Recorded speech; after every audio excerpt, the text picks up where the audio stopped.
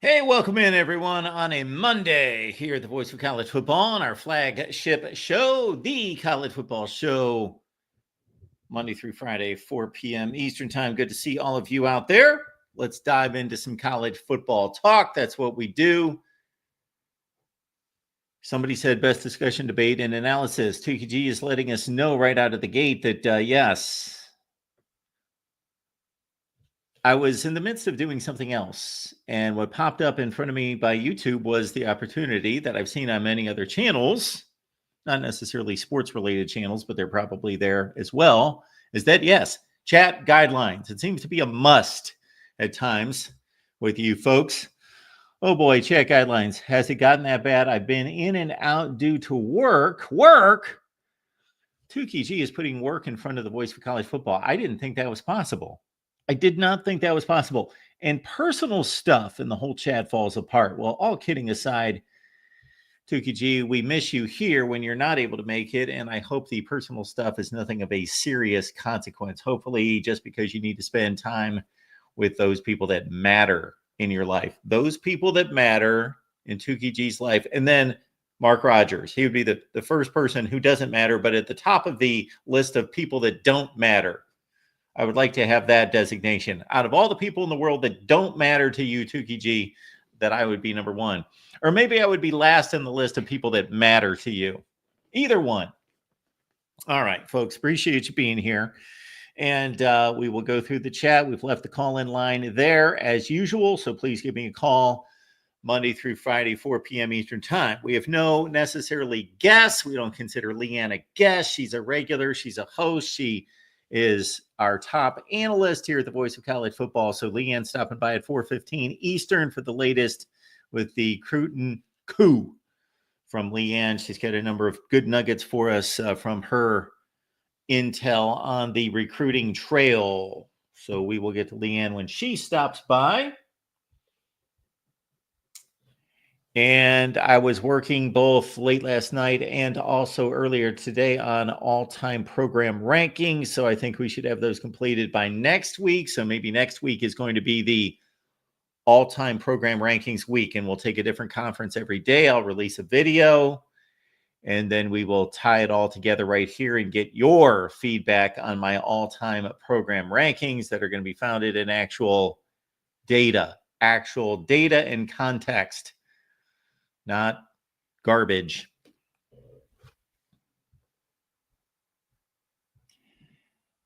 Karen is here. It's our first Monday of June. Happy Monday. Karen, I believe you all know that what June is. What we all gather around to celebrate in June is that it is National Accordion Appreciation Month. National Accordion Appreciation Month. I found that out today. So if you have no other reason to be proud about the month of June, or you don't know what else to celebrate in the month of June, I've got Accordion Month for you. It's also Men's Mental Health Month, which is obviously a serious topic, but also at the same time, I'm wondering why we can't have men's mental health the other 11 months. Maybe we're just not capable. If we can pull it together for 1 month, gentlemen, then that would be a plus. Our mental health, if we can get that together for 1 month, that's probably better than what we're doing now. 80 days until week 0. Thank you, Jackson. That would be, of course, that would be the Saturday. And then beyond that, we've got week 1. Mike, good to see you. Thanks for being here. Mike is asking, would you bet money on Ohio repeating? Did Ohio win the MAC last year? I can't remember now. Did Ohio not lose the MAC championship game? Jackson, help me out on that one. I can't remember the MAC championship game because Mike would like to know if I'm picking Ohio to repeat as MAC champions. For some reason, I thought they lost the MAC championship game last year. Burks. Mark always looking sharp, as always. I didn't know that was a thing. Wished I had his voice. I can't wait for Mark Rogers' all-time rankings. Thank you for that, Burks. I gotta say, my voice is my voice. I like having my voice. I would not trade it for anyone else's, but it is not a booming, deep, just one of those just phenomenal voices. Or else I might have gone into play-by-play broadcasting if I had those kind of pipes.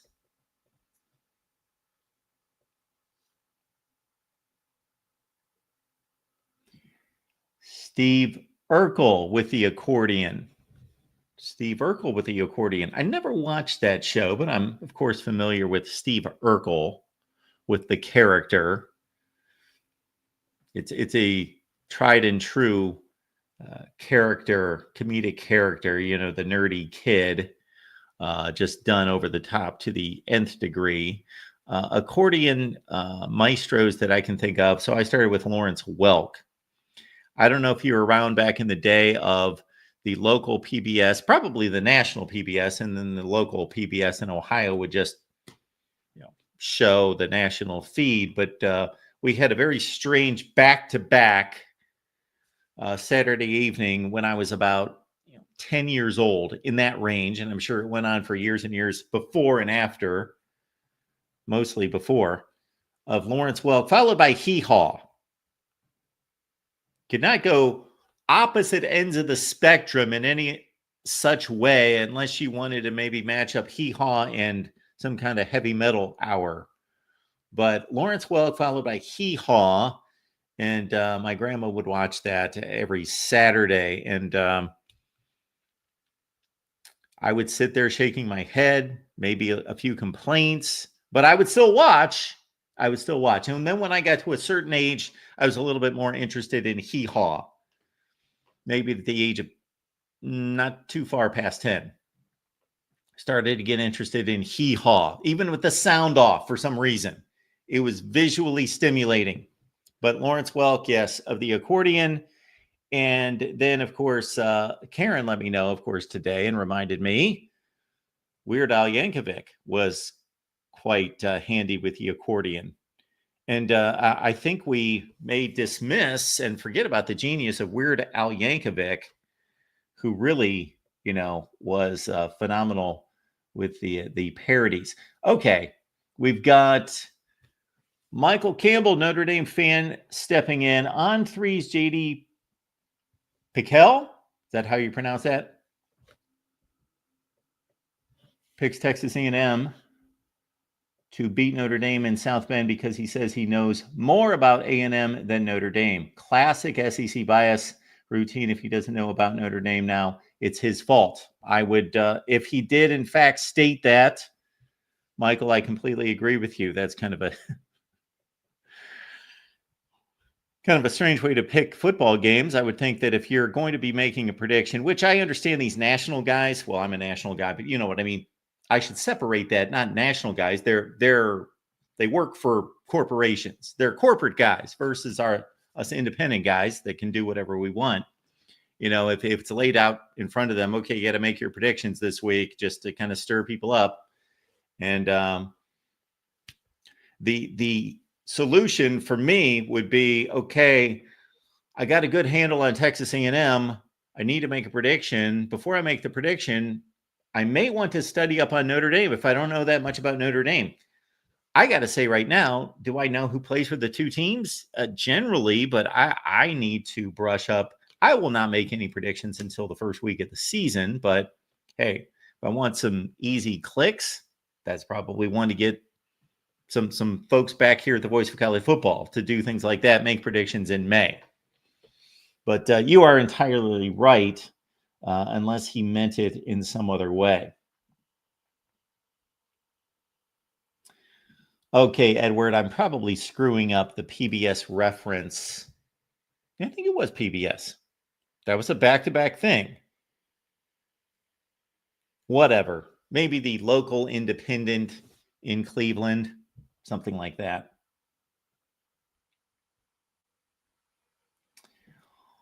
Mozart, wonderful story. Mark, everyone has memories with grandma. Mine would give me some Freedent gum from her purse, and we'd watch the Wonder Years sitcom. Okay.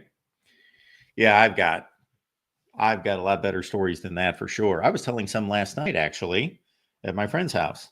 Grandma came up, but I would not want to repeat those here.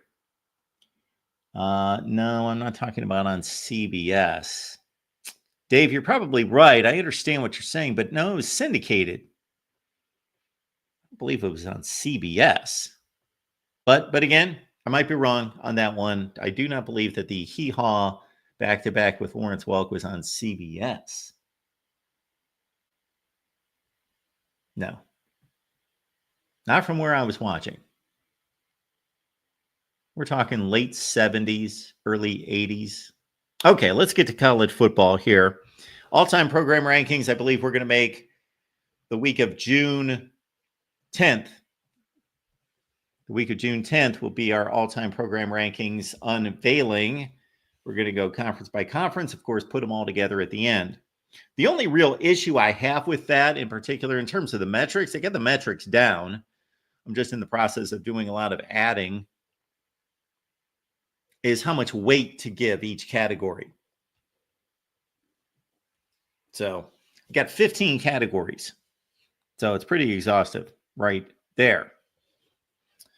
And again, 4:15 Eastern, we got Leanne Herring stopping by to break down some recruiting for us with updates coming across the country. Official visits this past weekend were huge.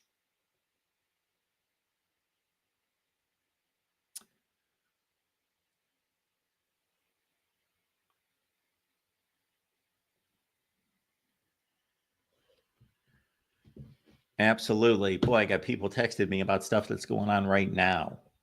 All right. Let's get to the news of the day. I put this on the X post. I am going to convert my language from Twitter to X. I am going to get that accomplished at some point. So it's an X post. And I noticed today that there are Hall of Fame. I don't know if this is a final Hall of Fame list that came out for induction in 2025 or 2026. We'll find out here in a second. It is. No, it's a Hall of Fame ballot. So better yet, makes for better discussion. Hall of Fame ballot that is now out there. And I went off on this the other day, and I will not let it go until it gets corrected. This inane rule that coaches have to win 60% of their games to make the Hall of Fame. And it's not as though I disagree or I believe that 60% is just too high of a standard. It has nothing to do with the standard itself. It has to do with there being a static standard, because you can have highly successful, accomplished coaches who just impacted the game, influenced the game, did remarkable things in addition to just the win-loss total, but were placed in certain circumstances in which their win-loss total and their winning percentage suffered that fell below 60%. And then average coaches, decent coaches, okay coaches that none of us will think of as being exceptional coaches that performed at a higher than 60% winning percentage, but they don't belong in the Hall of Fame.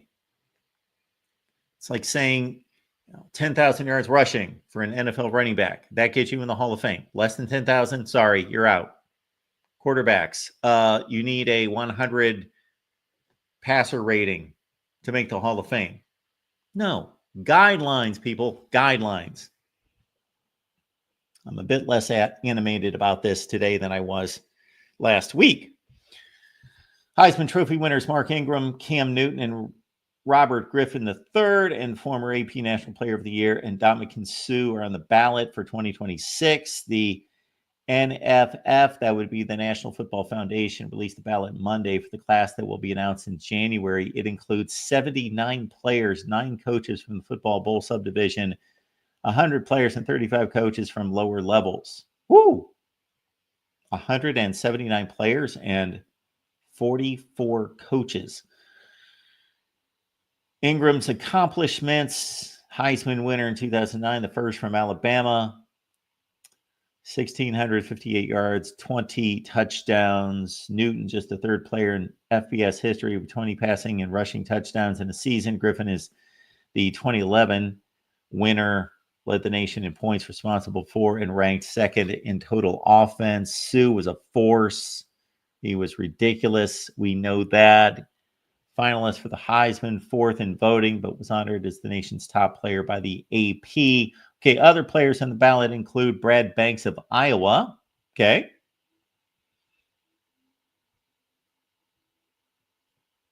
Colorado's Eric Bieniemy, now an offensive coordinator. Oklahoma State's Des Bryant, whose most famous play in the history of his career, unfortunately, was not a reception. It was a catch that should have been called a reception. That was a playoff game at Green Bay, correct? Yeah, that knocked Dallas out of the playoffs. Yes, unfortunate circumstances there. Penn State's John Carter, of course, 1994 was his big year. Pitt's Aaron Donald, who had an even better NFL career than college career, one of the great players of all time in the NFL. Marvin Harrison of Syracuse, who went on to the Indianapolis Colts, and you could say he even had a better pro career.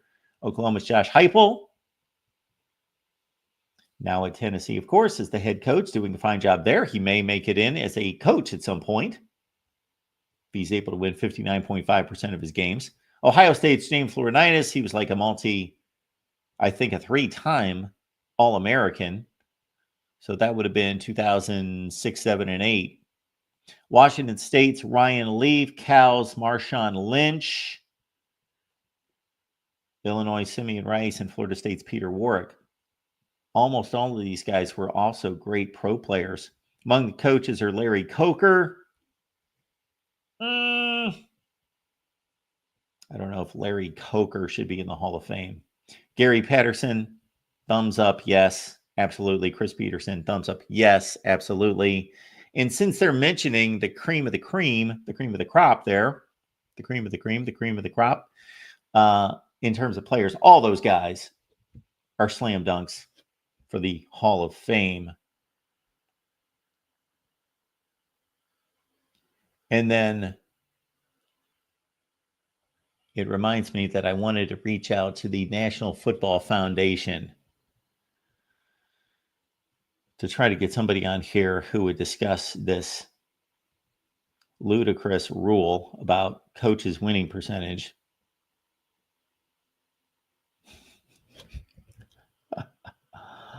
Oh, how foolish and stupid do they look? We're adjusting the winning percentage criteria from 60%, 0.600 to 5.595. Okay, we know why you're doing that. Why don't you just make an exemption? Or better yet, the solution would be get rid of the rule. Make it a guideline. Winning percentage is a guideline, just like it should be anything else. There's not like a guideline or a rule. There's not a rule on you must have won a national championship. No, you make it that winning national championships is obviously a huge benefit toward your accomplishments and certainly cannot be ignored and needs to be counted and considered highly. National championships, conference championships, all these things. But there is no other criteria that is set in stone. Why do that?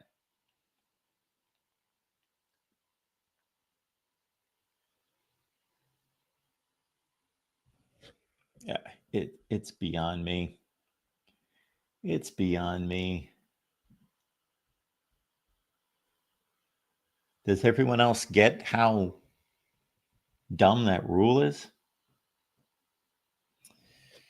Nick says, I just can't. College football is turning into a joke.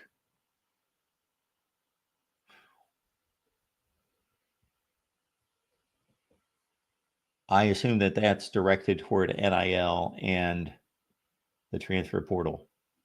I would think. And pardon me for looking at my phone a few times just because I've got a few little matters to check up on. Just want to make sure.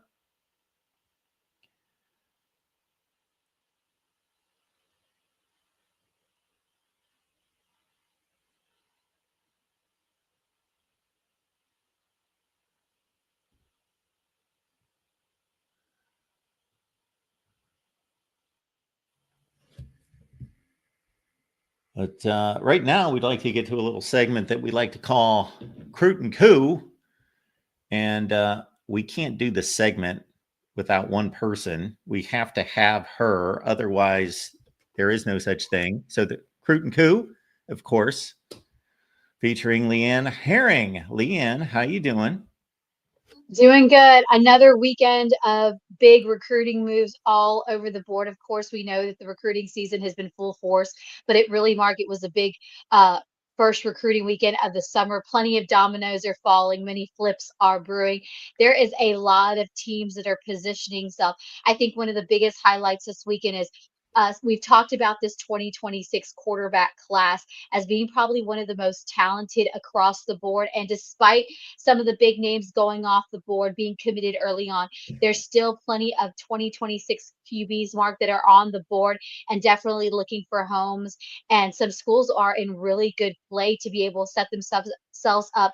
And it's not an SEC school, to believe it or not. It actually might be an ACC school. So there's some QB curtain coops going on behind the scenes. Talk about some of those guys. Two quarterbacks in particular, both committed, both been verbally committed to their respective schools, have made big moves. They could possibly be on flip watch. Of course, USC was in it for the long game. We know that USC has been one of those teams that we've talked a lot about. Heading off into this offseason, definitely into the summer, whether or not Lincoln Riley and that front office could really make a surge, and they really have. But when it was all said and done, despite battling Georgia, Ole Miss, and some heavy hitters, they were able to keep one of their top guys in the state of California and five-star recruit Mark Bowman. We'll talk a little bit more about what that commitment means and kind of how that sets a dominoes up for some of the other big recruiting races. And of course, every weekend in recruiting is big, like we said. The first big weekend of the summer, camp season's officially here. You can breathe a little bit lighter, but I don't think things slow down. So we're going to talk about two programs in particular that are setting up themselves for big, huge recruiting weekends. And again, that really could shift that dynamic in that quarterback position for this 2026 class part. Folks, the best move you can make today, all day, concerning college football would be to follow Leanne on X. Just do that. And then you can follow all of her coverage all over the place, whether that's with the Voice of College Football, which I kind of prefer, but no, we definitely love Leanne's work with Cat's Wire, covering Kentucky football primarily, also the other sports, and then, of course, the Rebel Walk, where she is director of recruiting. And of course, stop on by on the Move. We get together with Leanne Wednesday night, 8:30 Eastern, and we take your calls as well. Now we're going to get to the quarterback situation across the country, and the Elite 11 just finished, correct?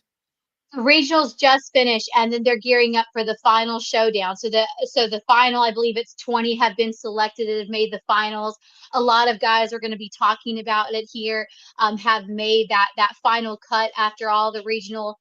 But one guy that we haven't talked a lot about, but he's definitely been a high profile quarterback in this recruiting class. Of course, Landon Duckworth. We know that Lane Kiffin and this Ole Miss Rebel staff have made it a point to make him a priority. We know that for a long time, heading into this big quarterback battle with plenty of talent, that Lane Kiffin and his staff, Charlie Weiss, have really put Landon Duckworth at the top of that board, showing him, of course, not why only Lane Kiffin is a quarterback savant whisper, whatever you want to call him, but what they can do down at Ole Miss. But again, this is a guy who's super talented. I've had the opportunity to watch him this past off season, of course, at OT7, quarterbacking for his team down there.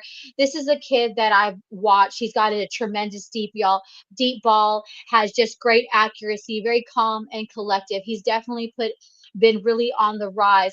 But he was at one time, we know he's out of Jackson, Alabama. His partner in crime down there, Xavier Cromwell, has been another top running back that we've talked a lot about. But South Carolina was his one-time commitment school, and it seems that they are making a surge. Like I said, Lane Kiffin, the Ole Miss Rebels have definitely put Landon Duckworth. He's been the top guy on their board. But as the dominoes continue to fall, South Carolina has really continued, despite his decommitment, back this fall and whatnot. They have really still remained in the hunt. They are playing the long game, and he is set to take a visit there this upcoming weekend. So again, South Carolina is one of those guys that, despite him decommitting and Ole Miss having a lot of the momentum heading into this offseason, watch out because Shane Beamer has a flip possibly brewing. But hold off right there. Florida State, who we're going to talk about here in a little bit, has really been one of those teams that we haven't talked about a lot in general as far as the Florida schools are concerned. But man, the next 2 weekends at Florida State, they are setting themselves up for a really strong opportunity to land one of these top quarterbacks that we're going to keep talking about. And I love the way that Florida State has kind of laid back, watching the dominoes fall as these other schools continue to recruit or change the boards or move from different guys. Florida State has kind of waited, and now they really, Mark, have set themselves up with probably a checkmate in this 2026 class. If South Carolina doesn't get a commitment for Landon Duckworth, that's another QB that they're set to visit here in the next 2 weeks. Keyshawn Henderson, who we're going to talk about up here next, the coveted Houston 5-star commit, the Davy Crockett himself of college football, the ultimate athlete that everybody has been trying to decommit and flip from Houston. Florida State has made a lot of segue in that. So again, Landon Duckworth headed back to where it all began. South Carolina, Shane Beamer and his staff continuing to press to see if they can get his back in his good graces. Ole Miss still is very much in it. There's still plenty of schools in it, but watch out for South Carolina, and especially how some of these schools and these commitments these dominoes start to fall in this QB race. Florida State is setting itself up for an interesting June, because I guarantee you that they're going to be able to land one of the top commits when it comes to this 2026 quarterback class. So yeah, back to Landon Duckworth. I noticed that his ranking took quite a leap a couple months ago after those quarter rankings came out. He jumped into the top 50. Keyshawn Henderson, you're kind of surprising me a little bit there, Leanne, in regards to, obviously he's been locked in on Houston. You know that he's taken that commitment seriously, but there are always going to be suitors from all over the place that are going to come after that talented of a quarterback until the national signing day. And I would have expected those to come elsewhere. I would have never put Florida State in that mix, but with one of the best offensive minds in the game, Mike Norvell, running the show, and then they bring in Gus Malzahn, who's an accomplished head coach, to run the offense. That's got to be a pretty inviting place to land for a young quarterback, with Florida State trying to bounce back from what happened to them last year. And I also know that you've got another quarterback on the board that you're tracking in Jaden O'Neal. Before we get to Jaden O'Neal, I'm going to talk a little bit more about Keyshawn Henderson going back, like I said, SEC schools, Big Ten schools, ACC schools. Everybody have been trying to pull him. But again, got to give it to Keyshawn Henderson for being loyal to and being extremely loyal to Houston, but being extremely transparent. Like I said, this is a kid that plenty were recruiting at other positions, but he was dead set on this offseason, and he's definitely proven why he needs to be a quarterback. And I think too that was one of the strong foundational points that Houston was like, not only come play and represent your town, have the key to the city, but come play the position that you want about. So again, leave it to Keyshawn Henderson for still remaining loyal. But again, like I said, of all the schools you could have possibly thought outside of Houston that have been knocking on his doors, and believe me, there have been plenty of Power Four programs looking and selling their pitches down to Keyshawn Henderson and Houston. But Florida State, like you said, and you mentioned all the mentionables up there about why Florida State could be an appealing face, and the reason I say that they've made segue is it's one thing to put out an offer there. It's one thing to keep an open telephone line, of communication, which they've definitely done. But when you can land a visit from a kid like Keyshawn Henderson, that says a lot. And Florida State has made that segue. So again, this upcoming weekend is going to be a huge weekend as they are going to be set to host Keyshawn Henderson. So Florida State definitely will be one to watch. And again, much like Houston, I think what makes Florida State an appealing place for a kid like Keyshawn Henderson, blue chip kid who's just an all around athlete.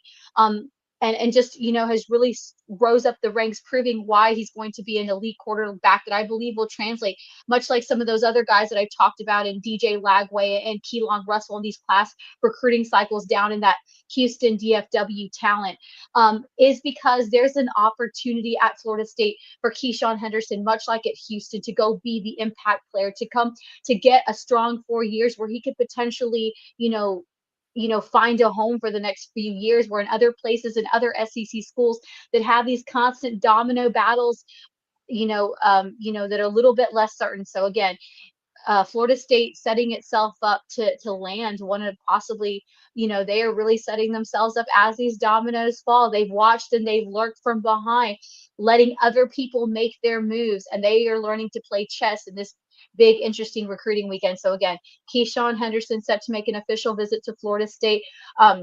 His first official, obviously, outside of Houston. So that's a big move by Florida State and what Norvell's doing down there, to be able to get the blue chip quarterback out of Houston, down there for a visit. So it definitely will be an impactful time for Florida State to make some segue, but big move there by Florida State. On the Move, folks, with Leanne and myself every Wednesday night, 8:30 Eastern. We talk recruiting, we talk transfer portal, we take your calls about everything. Just it does not have to necessarily be just about recruiting, but we go late into the night taking your calls here at the Voice of College Football on Wednesday night. So join the fun. The guy that I jumped the gun on, Jaden O'Neal, so he's been committed to Oklahoma for a year now. So that's been a longstanding commit to Brent Venables, but other programs are not taking him off their board.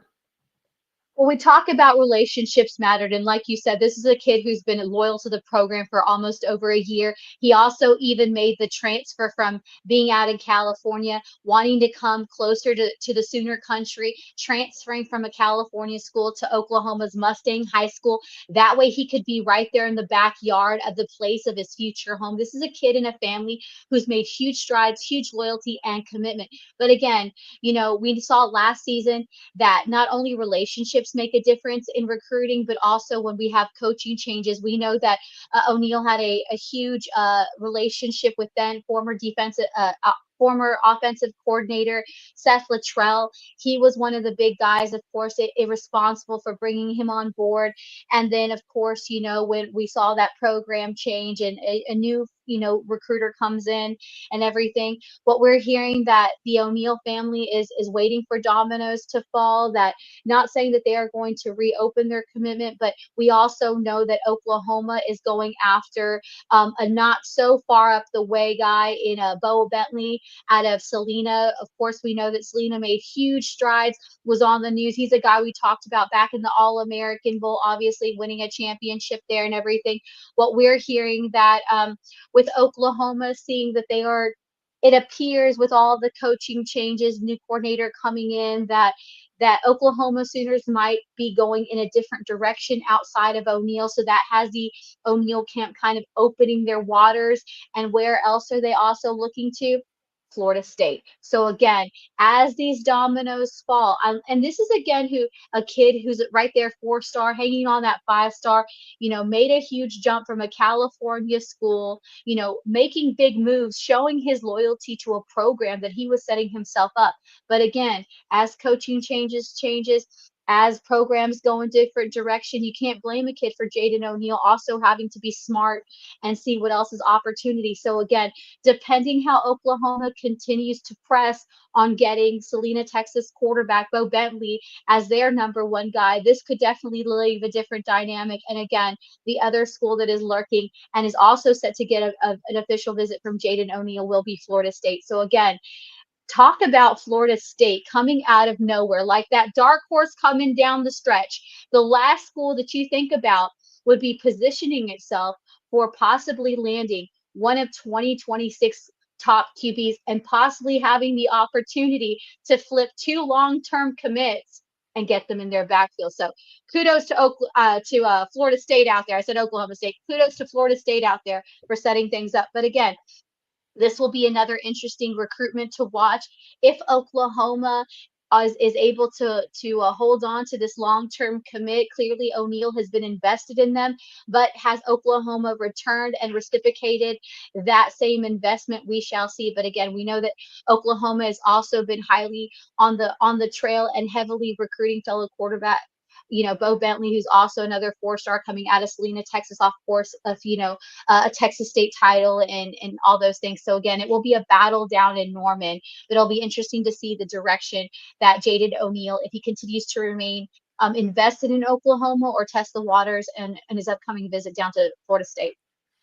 And when it comes to the Florida State angle, on the surface, it would seem difficult for them to be able to reel anyone in coming off the season that was so disastrous last year. But certainly you get somebody like Mike Norvell in front of a young quarterback, and he's able to talk offense, and he's able to look back just a couple of years to Jordan Travis, who became one of the best quarterbacks in ACC history at Florida State. Unfortunately, had that late season injury, his final season, that really prohibited him from competing in the NFL. But that aside, went from not a highly regarded quarterback to one of the best at Florida State that we've ever seen, and led them to an undefeated regular season that last year. And Mike Norvell's had a nice run at Memphis of developing quarterbacks. And again, you bring in Gus Malzahn, and they've got a kind of a double combination punch in regards to offensive prowess at Florida State, and can sell them on promise and what they've done before. They've accomplished it before. And then there's playing time right out of the gate too, in a situation like that. Exactly. Those That possibilities.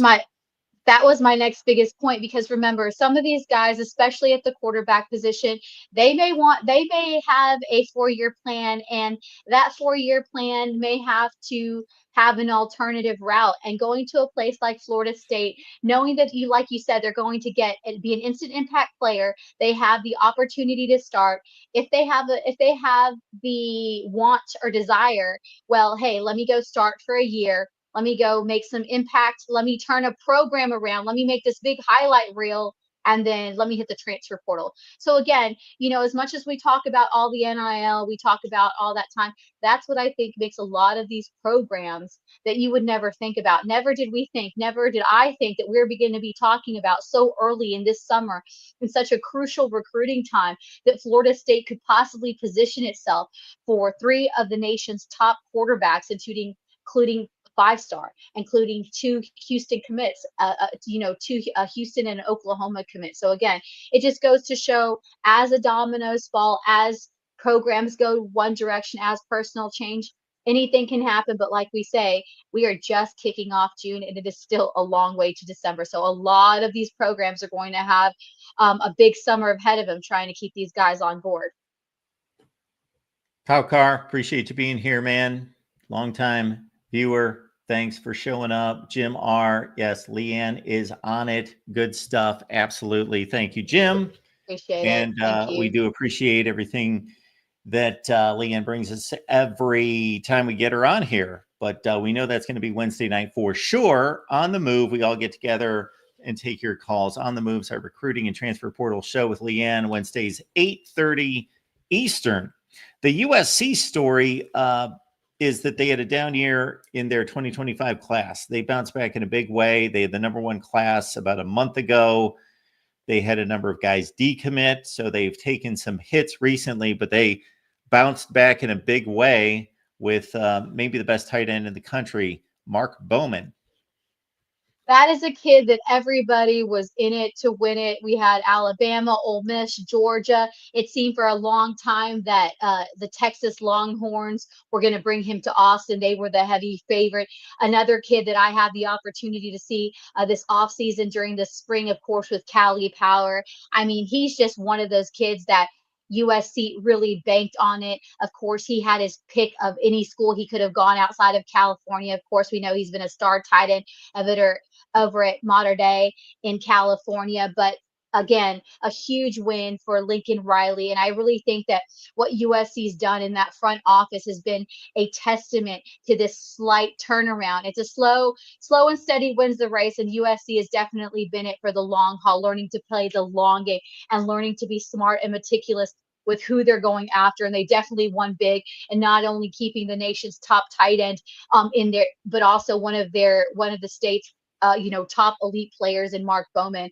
Like I said, this is a kid that's not just another player when he hits the field. Just from what I've watched in live reps in an OT7 setting, in a 7-on-7 setting with Cali Power, he's just a force to be reckoned with, Mark.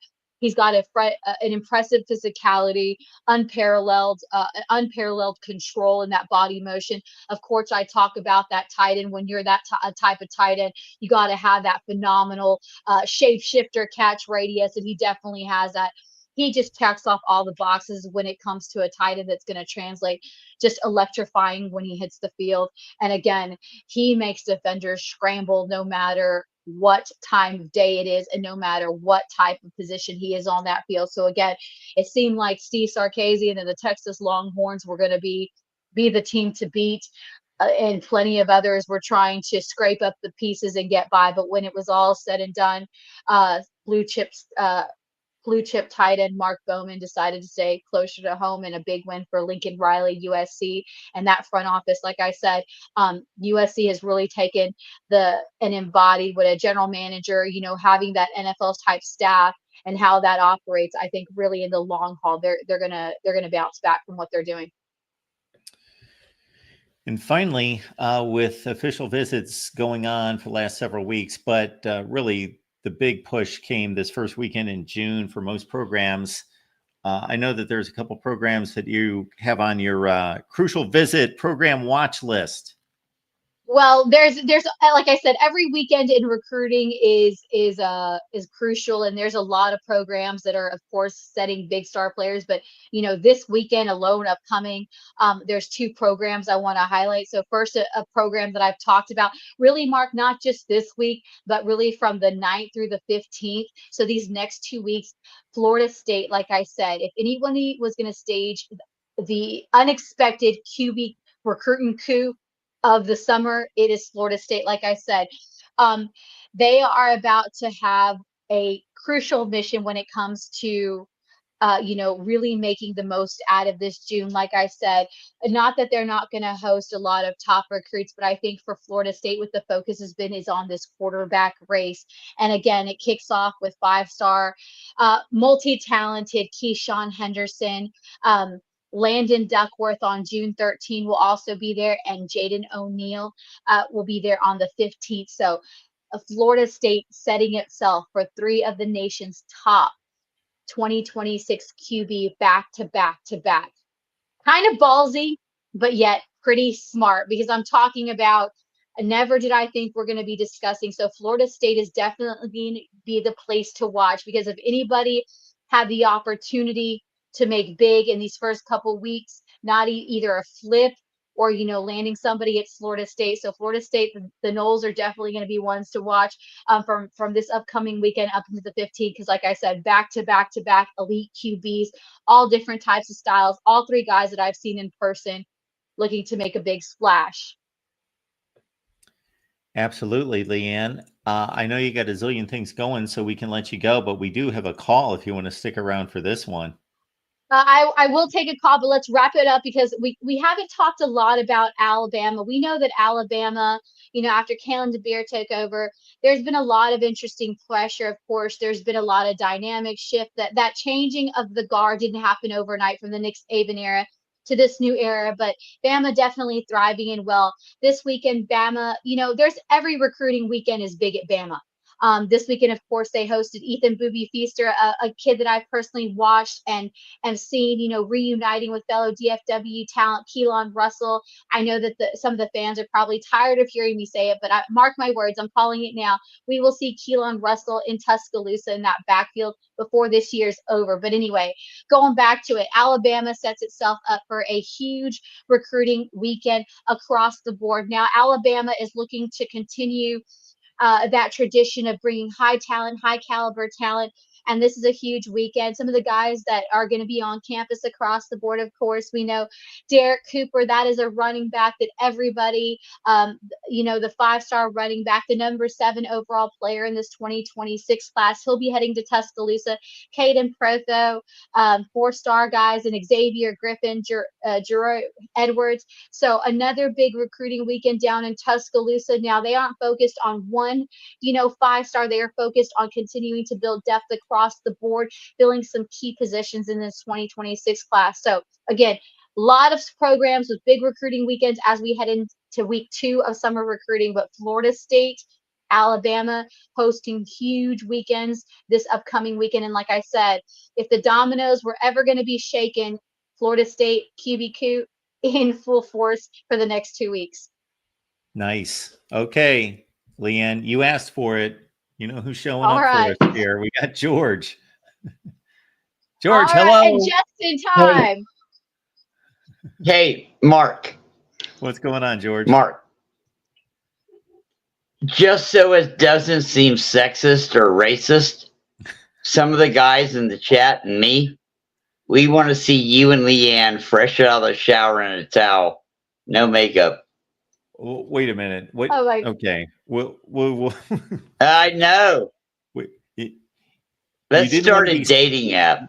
You didn't want to be sexist, Right. but let's be honest. All right, back I'm to not football. included in that comment. Let's be honest. Okay. You're trying to be nice. Okay. You guys are no fun. George, I don't know. Leanne should already be in the shower. I don't know where we can go from there. I'm just saying it's a long off season. We got a lot of hours to kill here. There's shit we could do. You know what I mean? Well, I'm glad that you popped. We still got like 90 days. We got 90 days to go. It's like 12 more Saturdays. What is it? 12? Is it 13 or 12 more Saturdays till college football kickoff? I'm definitely counting. I'm full force in recruiting. But Yeah. I was talking to Mark before we got on to kind of talk about the points, man. Talk about the Florida Gators. On a creative aspect, a lot of people don't think about. But I'm going to say shout out to the Florida Gators creative recruiting media team doing this 1996 throwback. That was a win. I know that a lot of people don't think about this on the visit. But man, this 1996 recruiting throwback that I've been seeing, I love it. So shout out to that recruiting team and that creative team down in Gainesville. Another plug for DJ Lagway and that team, because man, that 1996 Florida Gators throwback scene that all the recruits are coming to watch and taking their pictures on these OVs. Man, that's a winner right there.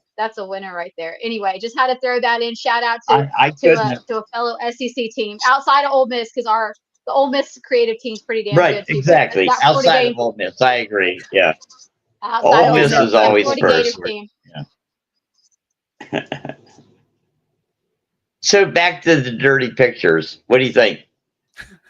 Can we get a picture in a towel?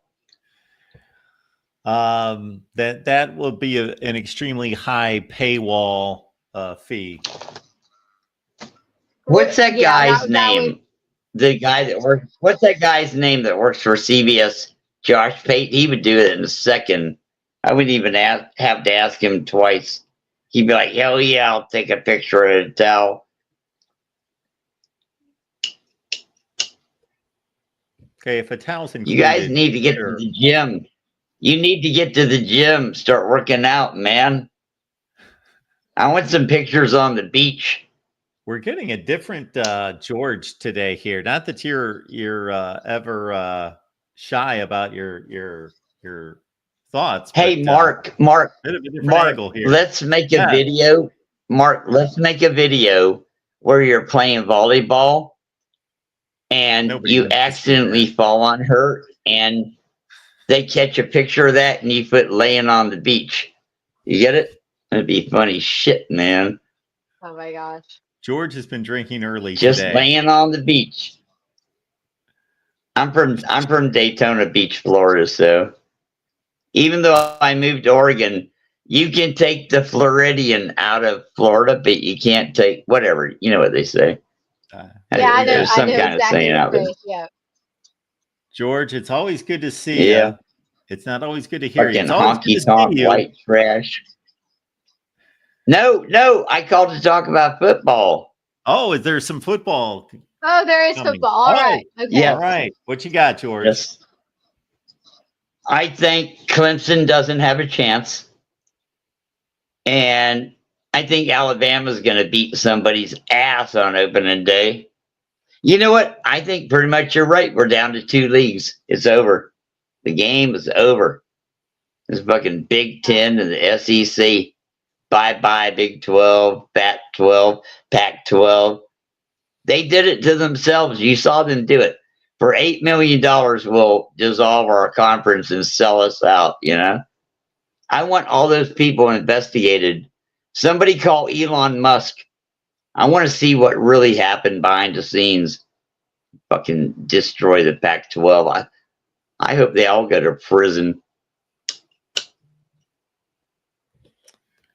All right, George. I forgot what I called about. Yes. Oh yeah, naked pictures. We've covered that ground, George. We're good to go. All right, George. We appreciate you. All right, here, listen. Man. You know you can call back. No, anytime. listen. Before you go. Yes. No, before you go. If anything happens to me, it was my neighbor, the guy that lives next door to me. He's did it. We will conduct a full investigation. I just wanted to get that on the record. We don't want to think about that, George. Yeah. You'll be fine. Today when he came home twice, I opened my door and I stood in front of him. I'm 5'6", he's like 6'2", and I said, "Listen, bitch, I'm gonna fucking break both your jaw bones and knock you down the stairs if you slam the door again. I'm gonna get in trouble, Mark. I'm out of control." You may talk like that, George. So I need some counseling. Stay safe. And I could tell he was scared. He's like, who is this pissant talking to me? I was like, George. I used to play nose guard, man. I don't put up with shit. I don't put up with shit from big guys. We'll get I played nose guard and I was 5'6". I used to sack the quarterback like once out of every 3 plays. I'm not even joking. I'm famous. George, you can't stop a 5'6" nose guard. George, very good to see you. Except for those times they pulled a trap play on me. Oh my God. I was like, I quit. I don't want to play football. I don't like this game. Good to see you, George. You know you can call back anytime. Love you guys. All right, George. Thank you. To talk about my neighbor? Okay. All right. Okay. It's never a dull moment when George calls in. You got to love the humor and you got to shake that off. But, going back to, what he was talking about, to his point, I feel like every show we talk a little bit more about the top politics that kind of continues to evade.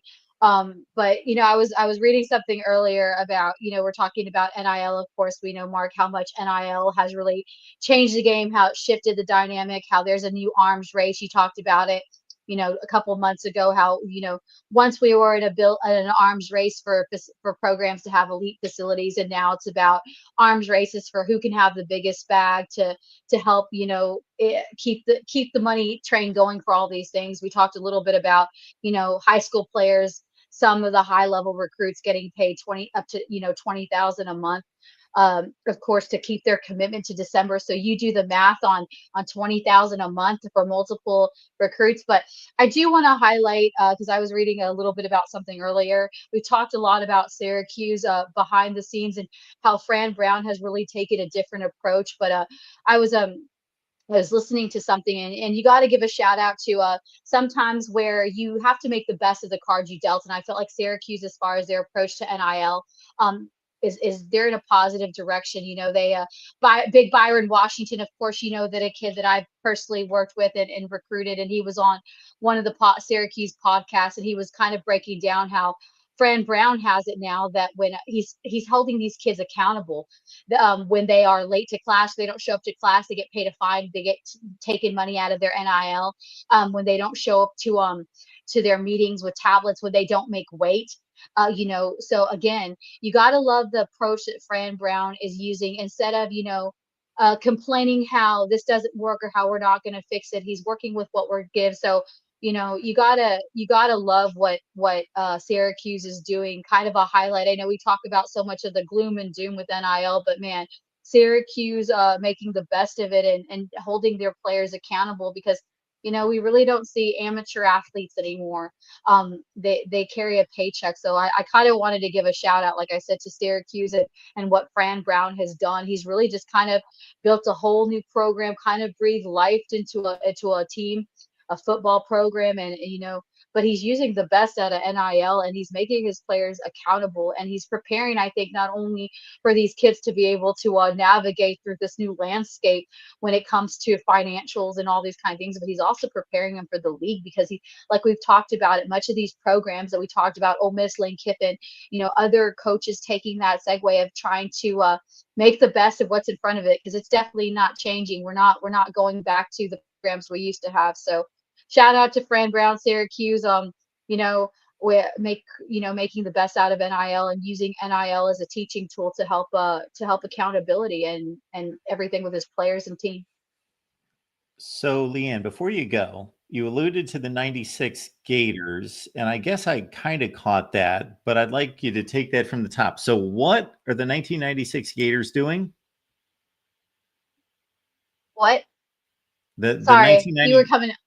Oh, I'm sorry. Well, so it was just like it. No, I mean, you probably could talk more about the 1996 Gators as far as a historical run, but sure. When you go for so that's why I was. That's why I kind of left now? that open for. So what they're doing is, when you go, every program, they host their official visits and they do their pictures and everything. But I gotta love it to the creative Florida team, because I don't think people understand when you're creative and when you have to host these kids, you're trying to they're going to every place doing the same thing. But I love how Florida, what they're doing in their setup is they are emulating the same way that they were doing the 1996 Florida Gator class and the recruiting, the backdrops and everything. So they're kind of taking that nostalgia of where the program was back in 1996, saying, hey, this is, and their pitch is kind of like, that's the Florida we need to get back to. That's where we're trying to, so I just thought it was really interesting, the unique creative pitch, because like I said, it's really hard when you're going against other SEC schools, and people don't think about small things like visits when it comes to backdrops and things and all that kinds of, but I just thought from a creative standpoint, shout out to the creative creative media team out at Florida,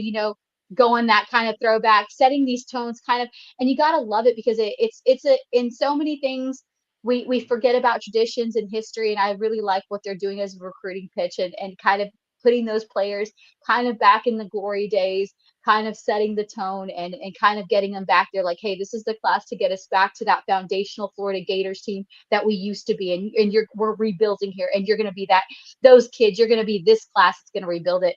And everything's set up back like 1996. So it's really interesting to see that Leanne, they're able to. If we can keep you for one more minute, we've got a legitimate recruiting question coming in. Dr. C promises. Hey, Dr. C, how are you doing? How's it going, Mark? How's it going, Leanne? Good. Going well. Hey, I did have a recruiting question for you because I feel with NIL, I'm kind of in the dark with how recruiting is now. So when it comes to NIL, we're hearing about the big money and the 5 stars and whatnot. But what about these kids that are the 2 and the 3 stars? Are they still chasing the money? And how's the money for those students, right? Yeah, I mean, all these kids, the NIL is no matter what star you are, but much like the NFL, there's price brackets, different deals, different things. So yeah, these 2 and these 3 stars, and even some of these no names, there's a lot of kids right now that don't have stars in rankings that are coming out ahead in these NIL deals, because again, this off season, especially the spring, it's the time where these kids are out on these 7-on-7 circuits. They're going in the camp. So a lot of these kids, if you've kind of followed the recruiting as far as the ranking change, Mark talked about how a lot of these kids now in this off season, we've seen camps, we've seen things. So there's a lot of shifts as far as kids earning more stars, getting on the market. So yeah, they definitely are using their stock to rise. But yeah, the 2 and the 3 stars, even the lower ranking 4 stars are very much in this NIL. But like I talk about it, to put a whole bubble over the board, board that NIM matters to every kid. It does matter. Don't get me wrong. But some of these kids are not valuing only that. And we see a lot of the times with the 2 and the 3-star kids that NIL is important to them, but they're also looking for a place where they can, that like is a step, I hate to say a stepping stone, but could be a program where it may not be their 1 or 2 choice, but is the opportunity for them to build their stock. So, it's really interesting to see what people value. Every case is different. I've talked to different crowds across the board, recruits that I work with, families that I work with. And then now we see too, with a lot of the states that are incorporating NIL, even at the high school level. Georgia's one of those states that we know. There's a lot of kids that I work with that are in high school that are high 4-star recruits, even high 3-stars that are already getting NIL deals in high school. So it's really interesting, this dynamic fish, but I really say that it's still a case to case basis. Does the bag matter? Yes, but some kids at different levels, different things, they value different stuff. So thank you for the explanation. So are a lot of these students, do you think that they're looking at these schools, like you said, as a stepping stone, as kind of a JUCO in a way? Like, hey, if I go and, I go take visits, I'm not good enough to get into Clemson, but maybe let me go play for, let me see, like Arkansas, right? And I'm a 2-star, but I'm looking to really kill it and then go to Clemson, right? Because your money Yeah. can be made when you transfer, right? That's when the Yeah, big you money can can't. come. And even at the smaller school levels, and a lot of the FCS school, people that you talk and coaches, they've kind of expected, and I think that we're seeing that dynamic shift where JUCOs, FCS schools, they are, they're schools that are willing to accept the fact that they are feeder schools and they are willing to build championship programs. And a lot of the time, that's why we see that for the high school recruiting aspect, a lot of the kids that are unranked, or a lot of the kids that are good but don't have the opportunity to get in front of national media or to go to the camps where they're going to be seen, because ultimately those stars come from going to camps. Those stars come from being seen. You could, and I talked a lot about it. There's a lot of talented kids in the East Coast, but when it comes to the SEC, they're not always sending, that's not the first priority where they're sending guys. You almost have to have a referral of, hey, we saw a kid at this 7-on-7 tournament. He's from Pennsylvania. There's something, and then that's how it kind of trickles down. But yeah, a lot of these kids are also having to be realistic, especially the kids that are, even the kids that are being rising juniors, and especially the kids that don't have a lot of offers or maybe have FCS offers, that they're having to be realistic. They want to go to a school like Clemson or Miami and all that kind of stuff. But the only way that they know realistically they're going to get there is maybe going to a smaller school, or like you said, they go ball out, because most of the kids that went high value, especially the secondary positions, and then the offensive defensive linemen were some of the top paid guys in the portal this season, all came from a lot of smaller schools, even including quarterbacks, because they really have the opportunity to get a lot of live reps. And I know, talking inside with some of the coaches, that their willingness to take a transfer portal player above a high 5-star, even a 4-star when it comes to certain positions, because again, these kids may have not gone to a fellow elite school, but they have experience, maturity.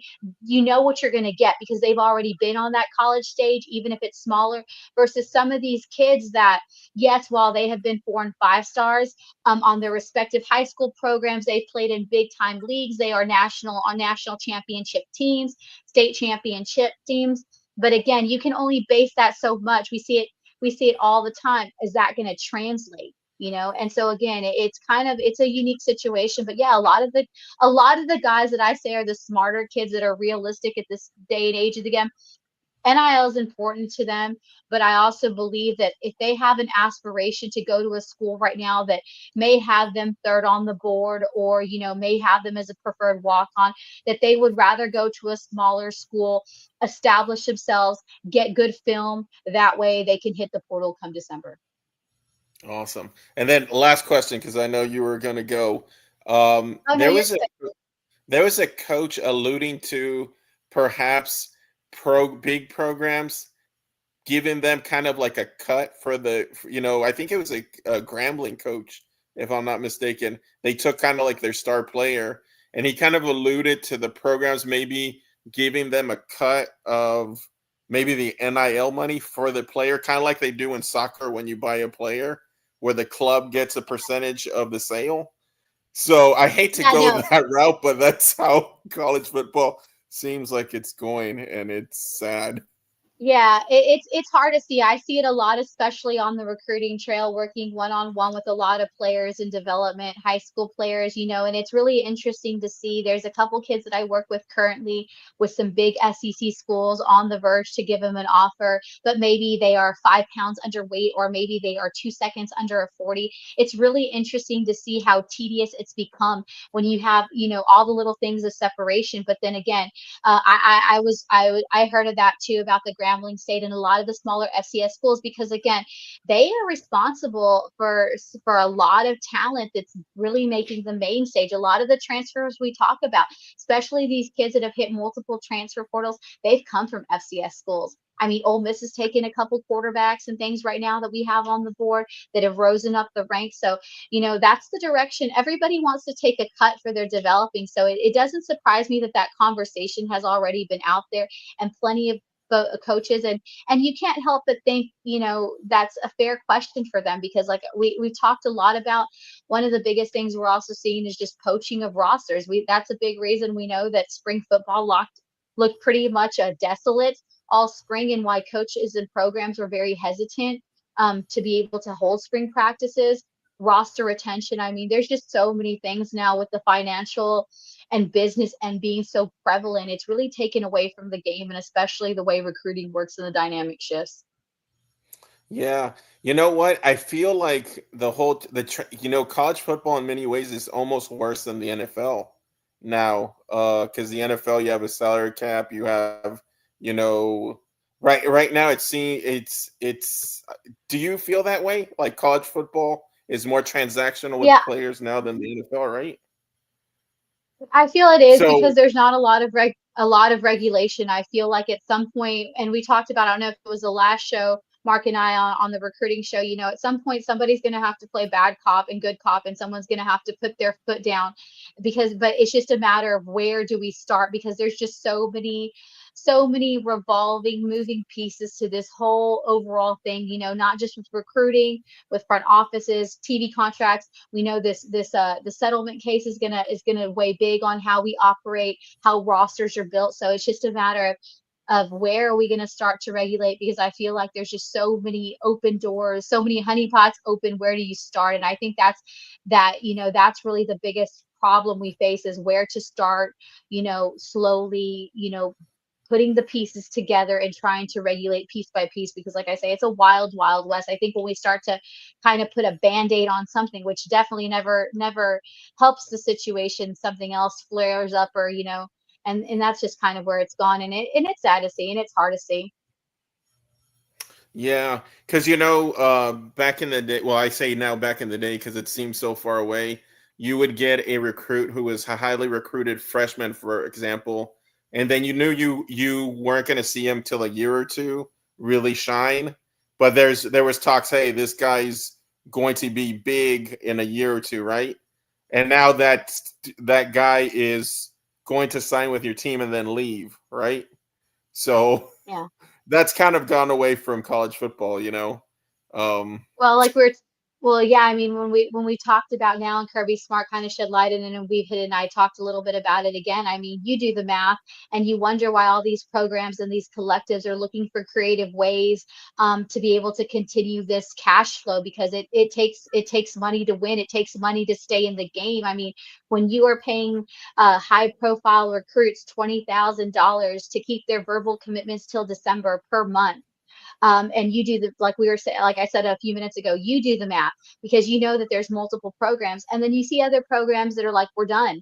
This is what we're offering you. We're not going to continue to keep, adding on and adding on, because until you put your foot down, it's only the kids are only going to ask for more. The families are only going to ask for more. And again, it's not just straight money. We're talking about car leases. We're talking about homes, we're talking about travel, not just for athletes, for families, and there's really no amateurism left anymore. And again, there's no really incentive anymore. We see plenty of guys that are willing to stay back now because they make more money as a college or even in the high school ranks as they probably would make as an undrafted free agent taking a shot at the NFL.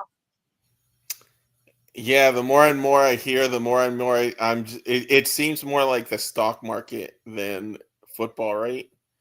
It gives me Yeah, that feeling. Like yeah, the football's bubble's gonna definitely not a burst.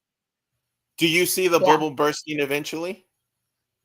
Think something's got to give. I think we're on the verge of a lot going on, and I just think that it's only going to get crazier. But at some point, somebody's going to have to play bad cop, good cop, and we're going to have to settle it. But again, yeah, I don't see it happening anytime soon. I think that there's just you're constantly having to keep up with and like I said, I always say that June.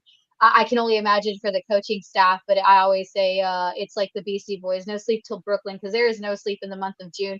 And if you even ease back from a recruitment, it can change a game. We talked about at the top of the hour how Florida State has sat back quietly and meticulously watched how the top quarterbacks and the dominoes have fallen. And this weekend have set themselves up to land probably or flip three of the nation's top 2026 quarterbacks. And like I told Mark, I never thought that I'd be talking about Florida State being the place or the program to stage a heck of a coup to get a 5-star and possibly Keyshawn Henderson and Jaden O'Neal from Oklahoma or Landon Duckworth. These are three guys that everybody is trying to pull away, but yet Florida State, Mike Norvell has managed to work the horns, put some nice deals on the board to get him on campus. And that's really what you got to pay attention to.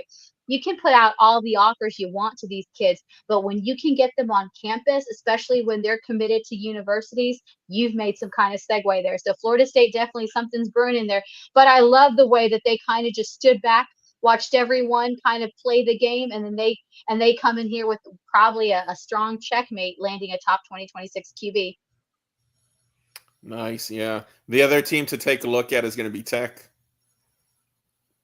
Yeah, I Texas think will they're always be one of those teams to watch. I mean, between Texas and Texas A&M, it'll be interesting to see who's going to pull out more money between Texas and Texas A&M to build the roster, and which one's going to translate. Is Texas A&M finally gonna get that money roster that they've built for 2 years and it finally translate?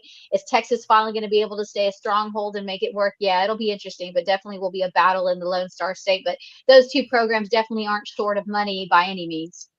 well, I mean Texas Tech. I think they're number 2 in the transfer portal right Oh, now. I think they put Oh, a sorry. I ton thought of you. money. I thought you said Texas. Oh yeah, Texas Tech. Man, Texas Tech has not only played the short game but the long haul. Like I said, they were really the innovators who really took the bull by the horns when NIL came out. And like I said, when they started doing, and they really embraced not just the high level recruits. I think that when they started out initially with offering offensive linemen a salary, they were one of the first programs to get a position. No matter if you were a starter, no matter if you're a 4-star, 5-star, come play over here in Lubbock. And if you've ever been to Lubbock, Texas, in that red dirt, there's not much other than I love the the Blue Light Cafe to go listen to music. But other than that, there's not much in Lubbock, Texas, as far as trying to entice the recruit. But man, they've really been the innovator that's another dark horse kind of behind the scenes that have really utilized the game of NIL and made it work to their advantage by not just incorporating, going after, investing in the high level guys. They've just invested in all of their athletes across the board at every position, and giving them the opportunity. So yeah, Texas Tech definitely is one of those. I mean, any program in Texas, I mean, SMU, they are no shortage of money either as well. So any program in Texas definitely can always keep in the hunt no matter what conference they're a part of. Awesome. Yeah. Hey, that's All right, it because I know y'all got to go. But thank you so much for answering my question. Yeah, Tech, I think. So that's never been done before. So Well, yeah, I mean, like I something's in said, the water over there. oh yeah, I always say there's definitely some. I mean, when you, like I said, if you've ever been to Lubbock, Texas, there's not much like College Station, Texas, but those two programs have definitely used NIL and made those two hubs when it comes to not only attracting the top recruits out of the Lone Star State, but just recruits across the board. And like you talked about, that transfer portal class at Texas Tech has put together a lot of people don't give credit to. But man, it's going to be interesting to see if that really will show how navigating through the transfer portal and investing in building that kind of roster, what it will do for Texas Tech. It's definitely going to put them at the top of the Big 12 to make a heck of a run, no doubt. All right, Dr. Awesome. C. Appreciate all you right. being Well, here. thank you for all your time. Thanks for everything, Mark. Hey, thank Yeah. you. Thanks for coming. All right, Leanne, we kept you around for some overtime. Oh, I don't mind it. Well, I think we're catching up because we haven't had a couple segments, but again, plenty of stuff going on in the recruiting world. Like Mark says, you want the full recruiting scoop, and call us in late night, talking not just about recruiting, NIL, all that good stuff, because there's plenty to talk about. Join us every Wednesday, 8:30 Eastern, here on the Voice of College Football. Okay, Leanne, see you soon. See you soon. All right. The intel, courtesy Leanne today and other days, right here at the Voice of College Football. Again, we get together Monday through Friday here, 4 p.m. Eastern Time. I even have some more exceptional guests texting me as we speak, trying to get on today. But we will do that later with a lot of great guys, including Josh Neighbors, James Coleman, Big Game James, and Brian Driscoll this week, and others lined up to join us. Zach Smith on Tuesday, Eric Scopel from 247 Sports, Ducks Territory, all sorts of great guests lined up. Now, to get you in the mood for our all-time program rankings week, which is coming up next week, we'll start to go through our all-time program rankings that are like no one else's. How about this one right here? Florida State, Miami. We're going to size up the Canes and the Seminoles all-time. That will come during one of our editions next week, but you can join us on Twitter, X, whatever you want to call it, and follow me there. Easy to find, Mark Rogers, VOCFB. And of course, our official account is the VOCFB. And you can answer that and other questions. We also, of course, had this gem from the other day. Good discussion there with Juck on Bucks. Check it out. Juck on Bucks, good guy. The Mike Leach. And certainly I'm not in any way wanting to keep Mike Leach out of the Hall of Fame. It's this inane 60% winning percentage barrier that is so incredibly stupid. And then I simply asked not just Ohio State and Michigan fans, anybody who wanted to chime in. I was just curious what the series record is since you were born. Boy, that got a bit tense at times. And a lot of people aren't necessarily truthful with their answers. You can spin a narrative. Sure, you can do that. I got no problem with that. But don't lie. No reason to do that. So that is what you will find from me on X, and by extension, the VOCFB, Voice of College Football, on X as well. We'll be back on Tuesday. And again, let's check out the guest list for Tuesday, because I think we got a couple lined up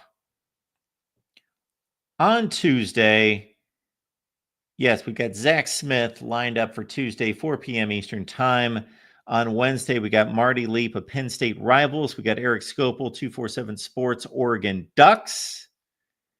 And yes, always a good time with all of those guys who have been showing up for a long, long time here at the Voice of College Football. So please like and subscribe on your way out.